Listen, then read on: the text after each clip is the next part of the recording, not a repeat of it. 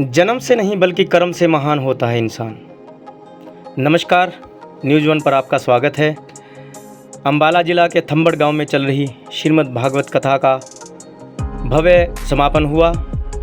कथावाचक नवीन कृष्ण महाराज जी ने अपने प्रवचन देते हुए कहा कि किसी से कोई भेदभाव नहीं होना चाहिए, ना जातिगत ना किसी अन्य तरह से।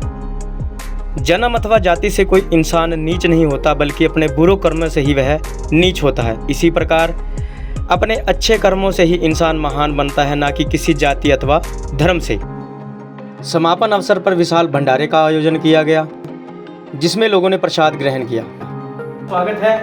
अम्बाला जिले का थंबड़ गांव किसी परिचय का मोहताज नहीं है, जहां फिलहाल पिछले दिनों ही यहाँ के आरुषि शर्मा, जो पूरी दुनिया भर में अपने वैज्ञानिक होने का डंका बजा चुके हैं, वहीं इस गांव से कई सेना के अफसर बन चुके हैं। इसके अलावा कई और उपलब्धियां हैं। अभी जो एक नई उपलब्धि है, यहाँ से वृंदावन से हमारे महाराज जी नवीन कृष्ण जी, जो वृंदावन से शिक्षा ग्रहण करके आए हैं, और इन्होंने आज पहली बार अपने पैतृक गांव थंबड़ में श्रीमद् भागवत कथा का आयोजन किया है।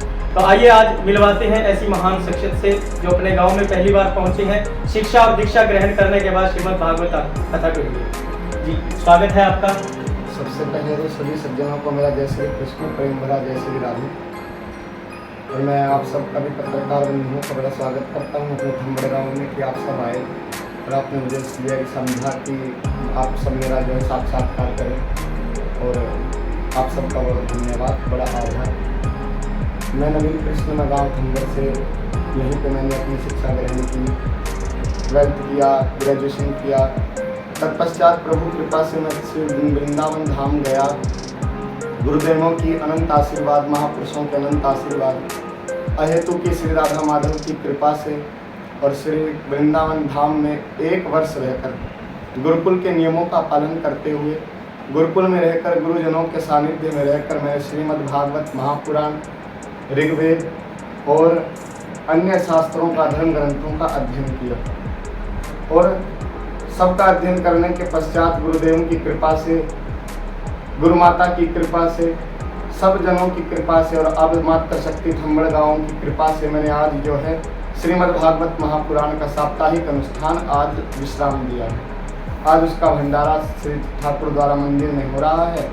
और मैं तो आप सबके माध्यम से समाज को यही एक सूचना या एक जो है एक संदेश देना चाहूँगा कि श्रीमद् भागवत महापुराण के माध्यम से, जैसा मेरे गुरुजनों ने सिखाया कि एक सूत्र में सभी सनातनियों को जोड़ना, कभी भी किसी के साथ जाति का कोई भेद नहीं, किसी गोरे काले का भेद नहीं, ऊंच नीच का भेदभाव नहीं, किसी भी प्रकार का भेदभाव किसी के साथ नहीं करना, सबको समान दृष्टि से देखना और समदर्शी होकर के समाज में भगवान श्री कृष्ण का प्रचार प्रसार करना, ऐसा मेरे गुरुदेवों ने सिखाया। और मैं प्रभु कृपा से ये दास, अब थोड़ा आज मैंने जो 7 दिन भागवत अनुष्ठान हुआ, उसमें मैंने आप सब यहाँ मध्य में विराजमान हैं जो गांव के निवासी, आप सब ने देखा कि उस भागवत कथा में हमने अन्य सभी जातियों के, सभी वर्णों के लोगों का सम्मान किया कर्म के आधार पर। अब अपने गांव में जो वाल्मीकि समाज से हैं, जो हरिजन समुदाय से हैं, जो ऊंचे वर्ण नीचे वर्ण, सब वर्णों का व्यास गद्दी से हमने सम्मान किया। पुष्पों का हार पहनाया, मटका देकर के उनको सम्मान किया। किसी के साथ भी भेदभाव नहीं करना, सबके साथ समदृष्टि से रखना और सबको अपना बना करके रखना। क्योंकि हम सब सनातनी हैं। और यदि आज समाज में परिस्थितियां ऐसी कि यदि हम एक नहीं होंगे तो फिर हम सबका कुछ भी पता चलने वाला नहीं है। इसलिए गुरुदेवों की कृपा से मैंने सबका सम्मान किया, कर्म के आधार पर, जन्म के आधार पर नहीं। जन्मना जायते शूद्रे, जन्म से सब शूद्र हैं और संस्कारात् भवेत् द्विज, संस्कारों से सब द्विज हैं। संस्कारों से, कर्मों से, गुणों की खान से ही सब द्विज हैं, सब श्रेष्ठ हैं। कर्म के आधार पर, कर्म प्रधान विश्व रचि राखा, जो जस करहि तो तस फल चाखा, जो जैसा कर्म करेगा उसको वैसा फल मिलेगा। ऐसा मेरे गुरुदेवों ने सिखाया, ऐसा बताया, और मैंने भागवत व्यास गद्दी से मैंने सबको यही समझाया, यही संदेश दिया।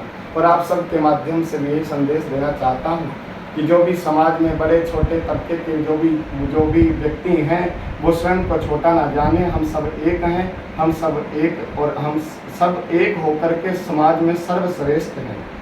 इतना ही। आपके कहने का भावार्थ ये है कि कोई जाति अथवा धर्म से नीच महान नहीं होता, बल्कि अपने कर्म से महान होता है। जी जी, कर्म प्रधान विश्व रचिया।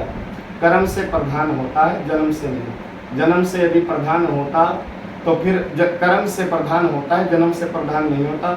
पहली बार अपने पैतृक गांव पहुंचे हैं थंबड़, जी। तो यहाँ ग्रामवासियों ने किस तरह से आपका स्वागत किया? ग्रामवासियों ने बहुत शुभकामनाएं दी, शुभाशीष दी, और आप सब देख ही रहे साप्ताहिक भागवत चल रही है, पुष्पों का हार पहनाया और भी बहुत सब स्वागत किया।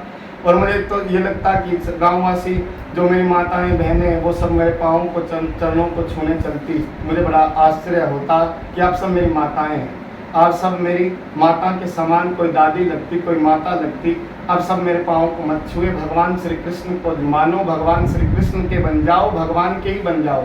हमसे मत जुड़ो, भगवान से जुड़ो। भगवान से जुड़ोगे तो कल्याण होगा, किसी व्यक्ति विशेष से जुड़ने में लाभ नहीं है। ये माता पिता की अनंत आशीर्वाद है।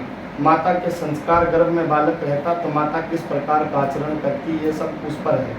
मेरी माता का बहुत बड़ा सहयोग रहा, पिताजी का बड़ा सहयोग रहा, और मेरे गुरुजनों का, अब जो गांव थंबड़ में है ट्यूशन मास्टर हैं, उनका भी बहुत बड़ा इस बात में सहयोग रहा कि उन्होंने मुझे हमेशा सत्य की राह दिखाई। किसी भी प्रकार से मुझे किसी भी बात से कोई कभी भी डिमोरल नहीं किया।